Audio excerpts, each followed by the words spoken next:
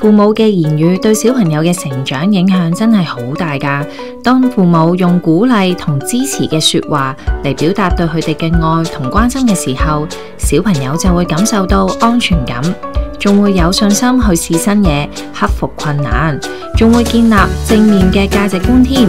相反，負面同批評性嘅言語可能對小朋友產生負面嘅影響。過度嘅批評、責備或者否定嘅說話，可能會損害小朋友嘅自尊心同情緒健康，仲會阻礙佢哋嘅成長同發展㗎。發展心理學家 Erik Erikson 嘅人生8階理論中指出，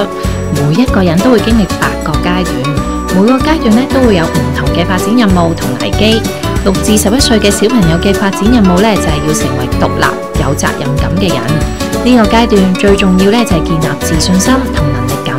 如果小朋友喺呢個階段能夠得到人哋嘅認同、讚賞同肯定，佢哋就會向正面嘅方向發展，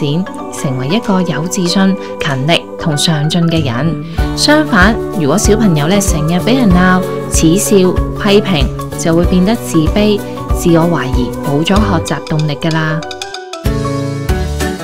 為咗證明說話嘅力量，我哋做咗2個星期嘅小實驗，用咗2個一樣嘅花盆，一盆植物就叫讚賞，另外一盆植物就叫責罵。我哋用同一袋嘅泥土，將泥土放入花盆裏面，然後2個花盆都放一樣數量嘅貓草種子，之後淋一樣份量嘅水，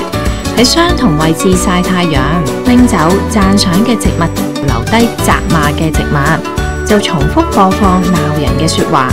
冇腦、垃圾、乞人憎。之後我哋放返讚賞嘅植物喺度，再循環播放讚賞嘅說話。好靚啊！你真係好聰明，好叻。開始嘅時候，2盆生長都冇太大分別。當我哋再觀察多幾日變化，繼續讚賞植物，另外一盆就繼續責罵，慢慢咁發現讚賞嘅植物係高啲，相反責罵嗰盆部分生長嘅程度就較緩慢同矮。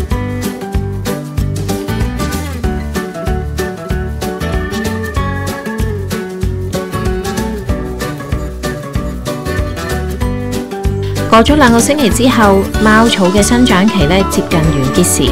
接受讚賞嘅植物明顯健康好多，只有少少開始凋謝，反而接受責罵嗰個植物就有一半已經凋謝啦。言語嘅力量好大，可以係一種鼓勵，亦都可以係一種傷害，就好似實驗裏面言語對待植物一樣。父母嘅言辭同態度對小朋友有深遠嘅影響。呢個實驗提醒父母要用尊重同埋欣賞嘅說話嚟溝通，教育小朋友，讓佢哋有正面嘅支持同鼓勵，以建立積極健康嘅親子關係。咁樣嘅溝通方式唔單止能夠促進小朋友嘅健康成長，亦都有助於維繫親子之間嘅親密關係。